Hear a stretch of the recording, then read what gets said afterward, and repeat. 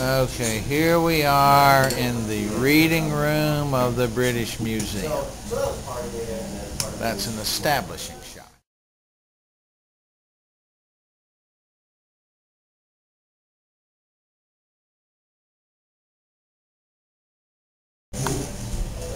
Okay, this is Kevin Berger of Salon magazine, who just interviewed, who did you just interview? Bjorn Lomborg.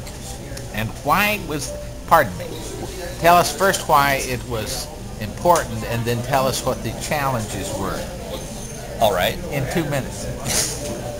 90 seconds. He's the most high-profile voice that global warming is being blown out of proportion by environmental groups and the media. So he wants to counter that argument by saying that the amount of money that we would spend on reducing carbon emissions through the Kyoto Protocol could be better spent and achieve greater results for all of humanity by addressing AIDS, malaria, and malnutrition.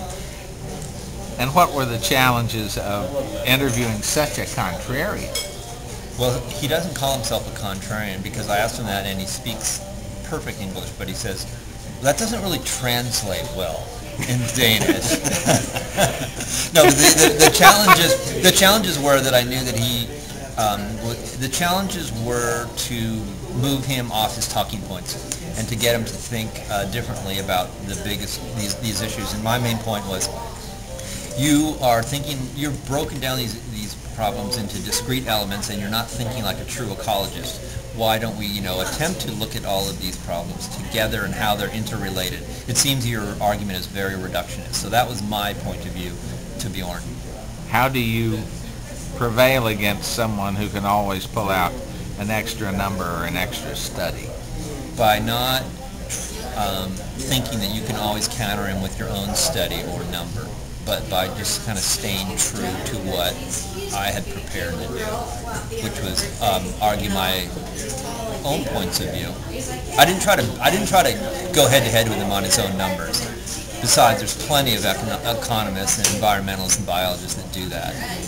I just wanted to get him to. I gave him the opportunity to, first of all, discuss his main issues. Then I began to challenge them one by one. One of the best things I did do, honestly, I think, was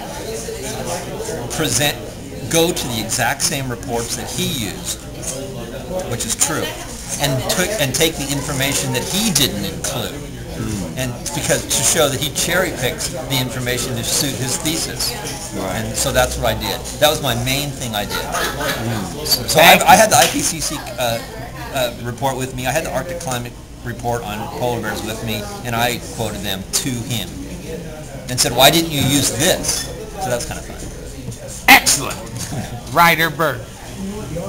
Mr. Gary Camilla, founding mid-father of Salon magazine. Grandfather. Yes, the great-grandmother. And writer at large. And writer, and large writer. You recently reviewed an extremely interesting book. Talk for a moment about that. Yeah, it was called The World Without Us, and it was a terrific book. It's a gigantic thought experiment that attempts to play out what would happen if all of humanity, very benignly, without any sort of intervening external crisis that would muddy the waters, if humanity just vanished completely off the face of the earth. And so this book allows you both to sort of have the joys of imagining destruction, which is one of the reasons it's a great read, and it doesn't just feel like an environmental tome, because you're looking at why does the roof collapse and at what point does the PVC pipe corrode, and incredibly detailed descriptions of the way that the flood waters, the groundwater under New York City, which just caused huge havoc in the real world about 2 weeks ago, which must have made the author very happy. That water will explode through the tunnels and cause the skyscrapers to collapse. And all of the things over the period of everything from tens of years to thousands of years that will eventually lead almost all of human civilization to be covered up with trees, with a few fire hydrants, which are one of the remaining things that will exist in the world, as we know from ancient Roman times. Thousands of years, wrought iron lasts a really long time. Certain other things last a really long time, like bathroom tile, which is made of the same chemical components as fossils. So this guy is a science journalist, just did an extraordinary amount of research, and he's got a great eye for unusual aspects of science, environmental, and current events reporting. So that he'll go to the DMZ in North Korea and discover that there's some rare cranes that exist there because of this horrible state standoff that's prevailed for 50 years in the center of the Korean Peninsula without, because no human being can go in there or be killed. So this has been good for the environment. But ultimately, the thing that's fascinating about this book is it really does have a very powerful environmental impulse.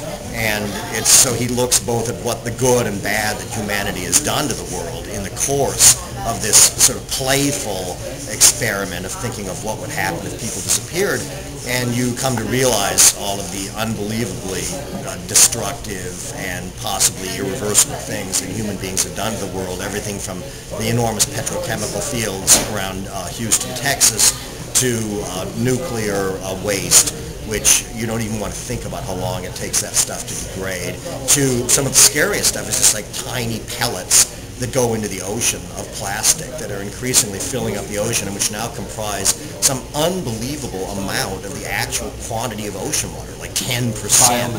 Right. Yeah. And there is no known mechanism at this point, no organism that yet has evolved to eat this. And so they talk to some scientists who will say things like, well, it may not be a few 100,000 years, but eventually mutation will bring something up that will eat it. And so in a weird way, the book is kind of strangely optimistic once you get rid of human beings, which is kind of a nice thing to do in a way. And in some ways, it's like, who cares about human beings? Like the war, and it makes you feel good. It's like, no matter what we do, we cannot screw up this planet completely. It's bigger than we are. But we can screw it up so bad that we may not exist on it. And that's his message, definitely. So it was a really good book, and it was a fun one to review. Thank you, Mr. Gamay.